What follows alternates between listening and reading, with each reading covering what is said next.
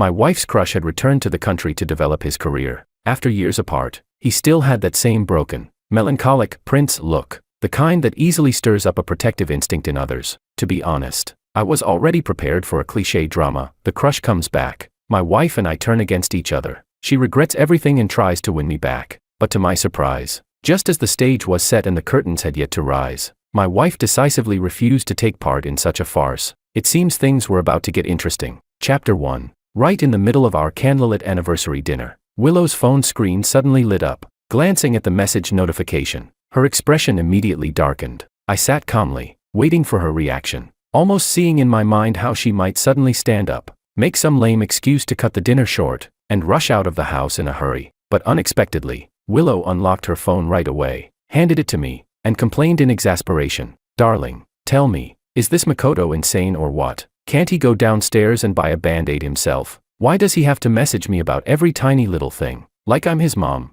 So annoying." Stunned, I took her phone, only to burst out laughing the moment I saw the message. "Willow, please come quickly. I cut my finger while chopping vegetables. It bled a few drops. I'm so scared. Only you can help me."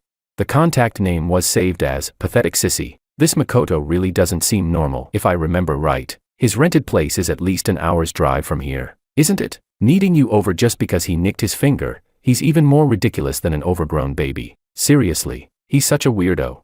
Willow pouted angrily, which only made her look cuter. Right in front of me, her fingers flew across the screen as she typed out a reply to Makoto. "Oh my, if the injury is that serious, I can't handle it alone. You'd better call 911 immediately. Any later and the bleeding might actually stop." I laughed out loud again. My wife's combat power was nothing to underestimate, and her sense of humor was sharp as ever. Makoto fell silent on the other end, while Willow and I were finally free to enjoy our carefully planned romantic dinner in peace. Regarding Makoto's existence, Willow never tried to hide it from me, because there was simply no need. Willow and I had grown up together as childhood sweethearts, classmates since kindergarten. Makoto only entered the picture later, when he became our classmate in high school. I have to admit, Makoto was the most popular boy among the girls back then. He had delicate, handsome features, a frail figure, and always carried a melancholy, sentimental look, as if a gust of wind could knock him over. That broken, fragile aura won him endless sympathy from the girls in our class. Of course, looks alone weren't enough. Makoto could also sing beautifully, his voice husky yet magnetic, with a natural sense of rhythm. Combined with his professional-level guitar skills and his carefully curated, artsy poet persona, he was devastatingly attractive to the female students. Nearly every girl in our class had a crush on him at one point or another, and Willow, the class beauty, was no exception. For a few months, the two of them grew close. But just when they were on the verge of becoming the textbook example of a teenage romance, Makoto's family moved overseas, and his contact with Willow was cut off. I must emphasize, I didn't take advantage of the gap left by Makoto's departure to slip in and establish a relationship with Willow. The reason we eventually made it to the altar had far more to do with years of tacit understanding and long-lasting companionship. From school uniforms to wedding dresses, the bond and chemistry between Willow and me had already surpassed most married couples. It was only recently that Willow's former crush returned to the country, and even settled in C-City, the same city where we live. I feared that waves might ripple across my marriage. Unbelievable. Sending me such ridiculous messages on my wedding anniversary with my husband. Does he want to poison our relationship on purpose? Seeing Willow still fuming, I could only comfort her. "It's all right. Don't overthink it. Maybe he's just someone who has no sense of boundaries, and he still treats you as part of his inner circle. You've already rejected him clearly, so it's no longer your responsibility. I won't use this as an excuse to get upset with you." Relieved, Willow nodded, then clung to my hand coquettishly. "Darling, I'm so glad you believe in me. Later, I'll make it up to you properly." Looking into her watery, peach blossom eyes, my own gaze softened with tenderness and affection. For a moment, the atmosphere in the restaurant grew warm and intoxicatingly romantic. But just then, Willow's phone rang again. Chapter 2. The caller ID showed it was Makoto, and Willow's face instantly darkened. Without the slightest hesitation, she tapped speaker mode and answered the call. The next second, Makoto's panicked, tearful voice came through. "Willow, please, I'm begging you, come see me. My depression is acting up again." Willow's temper seemed to ignite in a flash. Gritting her teeth, she snapped at the phone. "Makoto, I'm not a psychiatrist. I can't help you. If you're not feeling well, go to the hospital and register for an emergency appointment. Right now, I'm having a candlelit anniversary dinner with George, and I don't have time to deal with your problems. If it's nothing urgent, then stop calling me, all right?" There was a pause on the other end. Then Makoto's sobbing voice grew even more pitiful. Willow, you can't just abandon me. You're the only person I know in this city. When my depression hits, I want to commit suicide. Shouldn't you care that I'm still a living human being? You wouldn't want my death hanging between you and George's marriage, would you? Boo-hoo-hoo. You're the kindest person I know. Willow, please, come keep me company. If you don't come, I really won't survive. Willow's expression twisted in frustration, and she raked her hands through her hair, clearly pushed to her limits by his relentless pestering. What makes you think that if you kill yourself, I will be the one to bear the burden in my marriage with George? Let me repeat myself, I'm not a doctor. I can't help you. If you truly can't survive, then just die. Every day, countless people lose their lives in war-torn regions across the world. Am I supposed to save every single one of them? Do you think I'm some kind of superwoman? Makoto clearly hadn't expected my wife to be so ruthless. His voice was filled with disbelief. Willow, you've changed. You weren't like this before. How can you be so cold-hearted?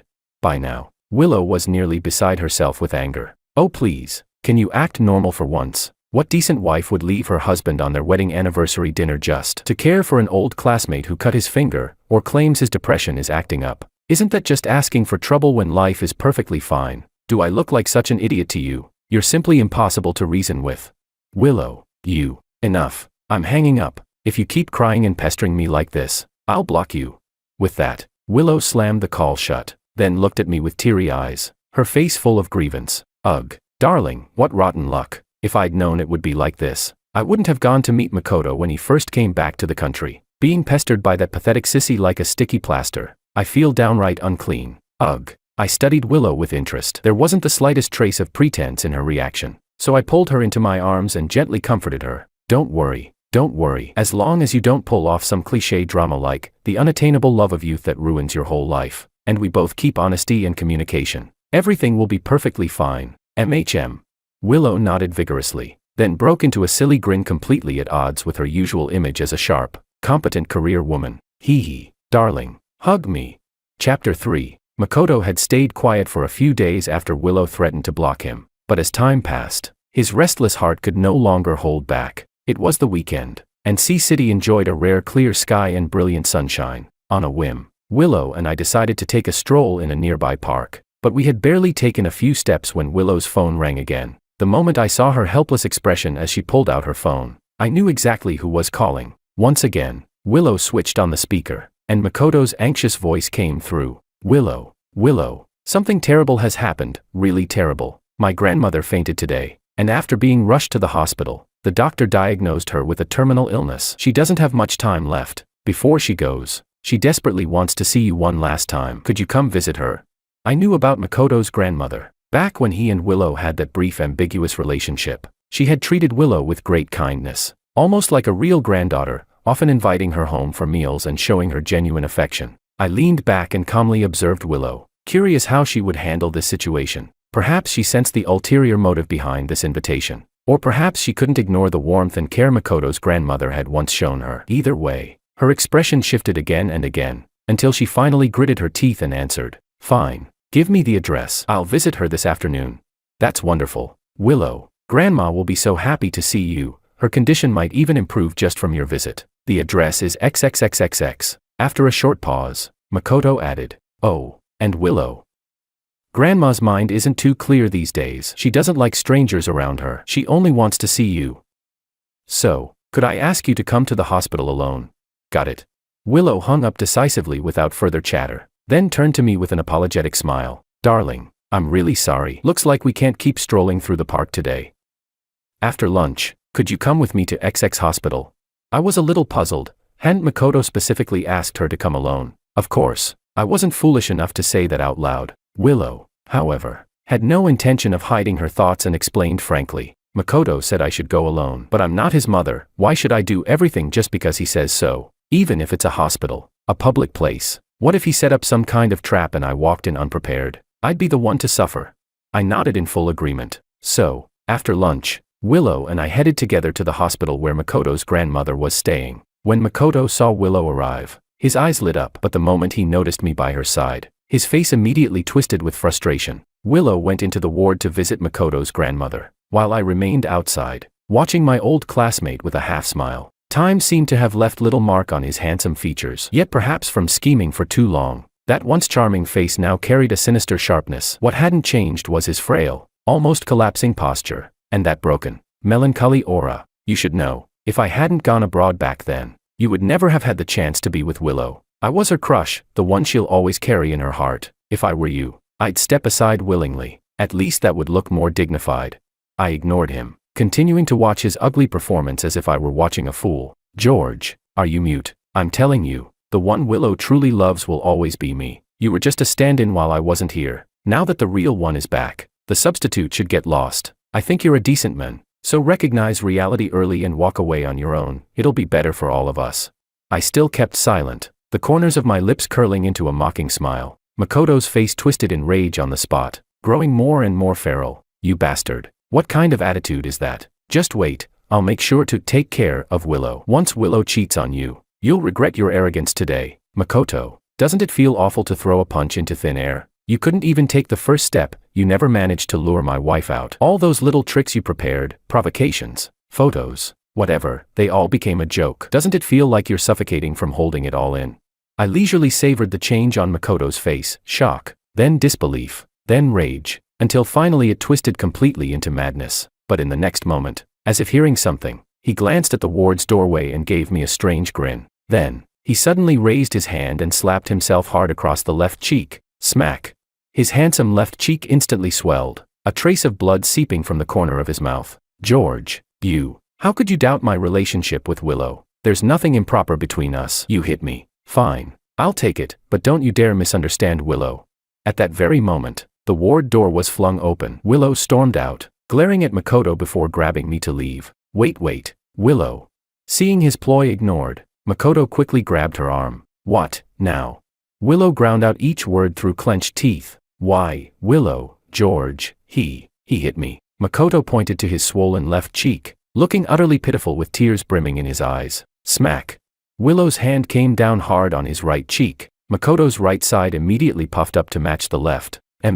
If George hit you, you must have done something wrong. Don't worry, I'll make it symmetrical for you.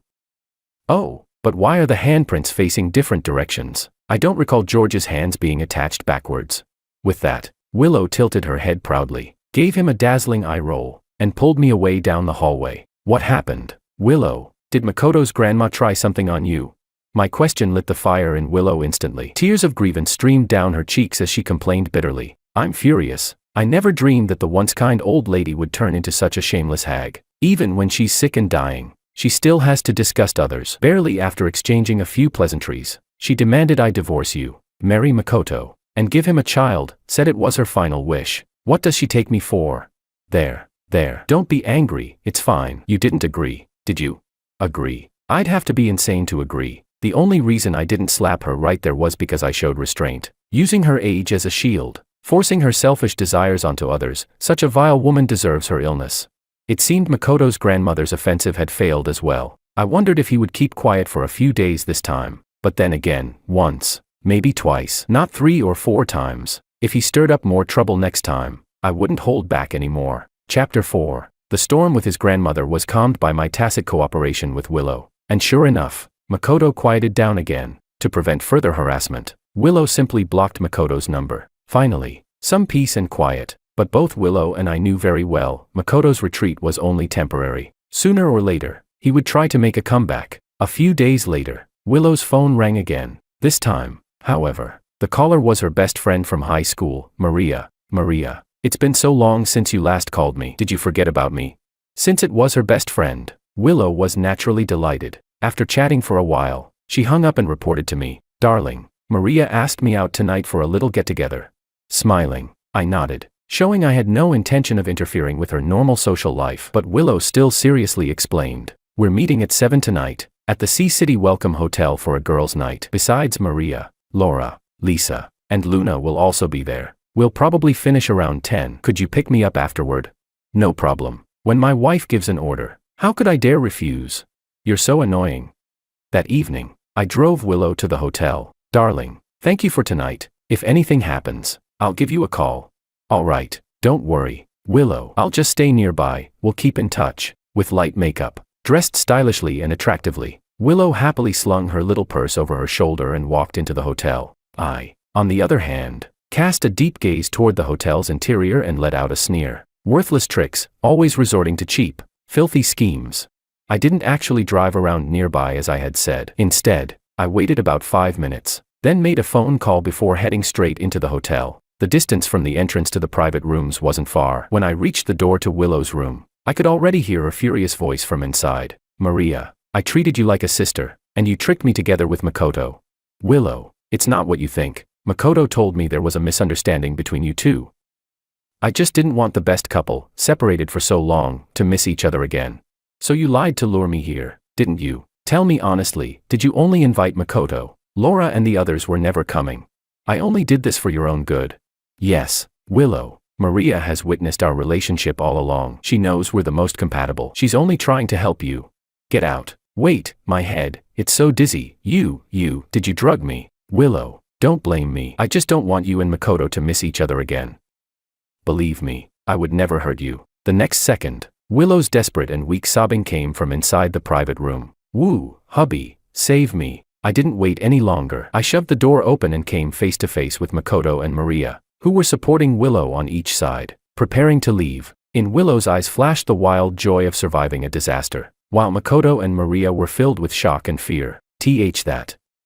George, I can explain. Maria still tried to argue, but my raised hand came down hard across her face. A resounding slap echoed, far too loud, and her delicate body spun 3 full circles before stopping, blood trickling from her ear, the corner of her mouth, and her nose. Whatever excuse you've got, save it for the police later.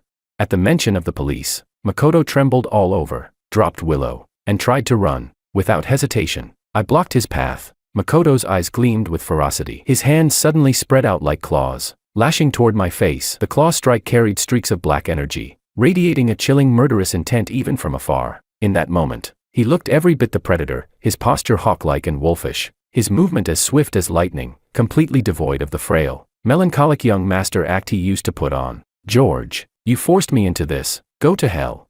I calmly folded my arms across my chest, staring at the man charging toward me. At the very instant before he could touch me, my leg whipped up with lightning speed, hips twisting into a devastating side kick that slammed into his chest. Makoto's eyes widened with disbelief and terror as his body was launched backward, crashing hard into the wall behind him. When he fell to the ground, he was already half dead, barely breathing, a pitiful wreck on the verge of death. With such pathetic skills, you dare drug people? Do you think modern law is just for show? Ha, ridiculous. No sooner had the words left my mouth than 5 policemen rushed into the room. Wait, I didn't mean, woo, I was wrong. I won't do it again. Don't arrest me. As a pair of shining silver handcuffs snapped onto her wrists, Maria broke down crying hysterically. The half-dead Makoto was also cuffed and dragged away. On the table, the water glass stood as ironclad evidence of their vile deeds. Chapter 5. At last, I no longer had to worry about that lunatic Makoto stirring up more trouble for the time being. When my wife woke up and learned about what had happened afterward, her whole being seemed even more radiant than before. Her brows relaxed, her starry eyes glistened, and her crystal-clear lips curved into a smile full of relief. Hubby, woo, thank you for saving me. I never imagined, not even in my dreams, that my former best friend would join hands with that bastard Makoto to hurt me. If it weren't for you, I really would have been ruined by them. Thank you, hubby. Woo woo. I gently stroked Willow's hair, softly comforting her. There, don't be afraid, it's all over now. Willow nestled into my arms, wriggling freely as she pouted playfully. But I'm still so scared, hubby. How can people's hearts turn so vicious? Who knows? Maybe she was manipulated into being an accomplice. Maybe she was jealous of the happiness in your life. Or maybe she was just rotten to the core. But don't worry, whether it's Makoto or Maria, neither of them will ever disturb your life again. For attempted rape and illegal possession or use of narcotics, Makoto was sentenced to 3 years in prison. As his accomplice, Maria received a 1-year sentence. It's said that at that moment, Makoto looked as though his soul had been ripped away, his whole body collapsing. Even though it was only a 3-year sentence, he was so terrified he wet himself on the spot, frantically begging the judge, "Please, I beg you, let me go. I can't be locked up for 3 years. 3 years will kill me." When he was dragged away, he went mad, crying, laughing, struggling desperately, nothing like the ruthless decisiveness he showed when he fought me. The next morning, when Willow awoke in my arms, the tear stains still on her cheeks gave her a fragile beauty, like pear blossoms in the rain. that made my heart soften even more. Hubby. I had a dream, such a sorrowful dream. What did you dream about? Can you share it with me? Smiling, I admired the breathtaking beauty of my beloved, holding her tightly in my arms so that her body would no longer tremble from fear and grief. Willow tried hard to recall, but eventually gave up. It was long, but I forgot the details. I only remember, at the end, I seemed to be in a pitch-black space, facing a female ghost who looked exactly like me but with a hideous expression. She was crying blood tears, and again she told me. What did she tell you? She said, the great mistake is already made. Even if it wasn't by choice, no amount of regret can change it. She also said, I'm willing to let my soul scatter into nothingness, suffer eternal damnation, in exchange for another version of myself in another timeline being freed from the shackles of this fate, able to make choices with a clear conscience, and live out a life freely and calmly. Was that all? Let me think. Right. At the end, she seemed to beg me to live on well, carrying her share of life too. Hubby, do you think I've been under too much stress lately? How could I dream something so strange? I gently comforted my wife, who looked like a frightened little deer. It's all right. It's probably just too much pressure. Don't worry, darling. It's all in the past now. What matters most is that we live our days well from now on. Willow nodded vigorously in my arms. When I went to visit Makoto in prison, I found that this once brooding yet strikingly handsome young man had completely collapsed. His gaze was dull, his face degraded into something vulgar, as if he had become an entirely different person. When he saw that his visitor was me, Makoto gripped the iron bars separating us, shaking them violently as he roared, It's you. It must be you, George. Wouldn't it have been better if you, the side character, had just obediently died? I clearly already completed the task of conquering Willow, got my reward, and escaped this little world. Why did I wake up back on the day before the mission even started? Was it your doing? Yes, and no. I replied with a cheerful smile, though my eyes brimmed with killing intent. Have you ever considered this possibility, that after trampling on morality, toying with hearts and humanity, making everyone despise you, maybe I'm not the only one who wants to deal with you? As soon as I finished speaking, I suddenly raised my hand. The space around us instantly froze, as though coated in glacial crystal, falling into absolute stillness. Everything in heaven and earth became frozen sculptures sealed in eternal ice. The only ones who could still move were Makoto and me, but I don't think you need to worry about those details anymore. After all, for someone on the brink of death, even knowing who sabotaged your schemes doesn't matter. Time to rest in peace. Like a phantom, I walked straight through the iron bars, step by step closing in on Makoto. He stumbled back in terror, screaming wildly, System, come out. I forfeit this mission. I don't want any of the points anymore. Just get me out of this world. Too late. That filthy little toy of yours, after doing nothing but vile deeds, is now trembling just to protect itself. How could it possibly care about a dispensable pawn like you? With that, I drew in a deep breath. A wildly flickering sphere of light was ripped straight out of Makoto's body and instantly swallowed into my belly. The taste is lacking, but understandable. After all, a higher grade system wouldn't need to drag expendable cannon fodder across countless worlds to do such shameless, dirty deeds. Seeing that even his final trump card had been taken from him, Makoto collapsed to his knees in terror, banging his head against the ground. Spare me. You're definitely not George. I've never offended you. We have no grudges between us. Please let me go. Hey, stop guessing nonsense. I am the real George, and the way you look right now is just too ironic. No wonder you love hopping through countless worlds. So obsessed with stealing wives, wrecking marriages, making some unlucky victim kneel to you, then coaxing women while forcing men to slap themselves. Turns out you've always had a fetish for kneeling. Please, boss, spare me. I really know I was wrong. Desperate to live, Makoto, with tears and snot streaming down his face, began slapping himself frantically. The sharp smacks echoed through the entire visitation room, and his head soon swelled into a grotesque pig's head. But I was already tired of his performance. I didn't even bother to deliver the kind of classic line a righteous hero usually says before killing the villain. Instead, I simply raised my hand and snapped my fingers. Snap. Makoto froze in place, still on his knees. Then, rolling black mist began to seep out from his body. After swirling around him for a brief moment, it surged toward me, sinking straight into my body. The delicious taste of karmic filth. This world just became a whole lot cleaner. Chapter 6, Epilogue. I am George, but I am not only George. Before accepting the sacrifice of this world's unlucky victim and being reborn here, I was a traveler wandering across countless worlds, tasting the myriad colors of life. This world's unlucky victim, until his dying breath, firmly believed that his beloved wife could never have committed such heartless, immoral acts, much less have cruelly killed him for the sake of some scoundrel, glittering on the outside yet rotten within. When his broken soul knelt before me, every word soaked in blood and tears, he was willing to exchange all the merit accumulated over 10 lifetimes of reincarnation, along with the entirety of his soul's energy, in return for me uncovering the truth and freeing his little wife from manipulation. I never intended to slack off, yet it seemed that after I came here, there was no task left for me to do, for his childhood sweetheart had already, after everything was settled, sacrificed herself, offering up everything to another existence in exchange for Willow's freedom from the control of the storyline. 2 different paths, yet leading to the same fate, 2 lovers, deeply devoted, yet played cruelly by the plot. In the end, both made nearly identical choices. Even I, an old monster whose heart had long been tempered into stone, could not help but sigh with sorrow. Hubby, did you hear? That Makoto, they say he turned into a vegetable in prison. Hearing the bad news about Makoto, Willow smiled with her eyes curved like crescents. It was as if the shadows of the past had completely dispersed, and she had returned to the radiant splendor of the sunny, confident CEO of the Lu Corporation. Haven't heard, but honestly, that ending suits a scumbag like him. MHM. Willow's smile was as warm as sunlight, her starry eyes shimmering with brilliance, tugging at my heart with every beat. I am not only George, but in this life, I am only George. To accept another's trust is to fulfill it faithfully. Equivalent exchange. This has always been my principle through endless years. Since I have already taken on the commission of a departed soul, I will be the most dedicated George, carrying his hopes and attachments to this world, along with his determination to protect the one he loves. I will live earnestly, and walk alongside Willow for the rest of this lifetime. Mountains may crumble, seas may turn to dust, but true love must never be betrayed.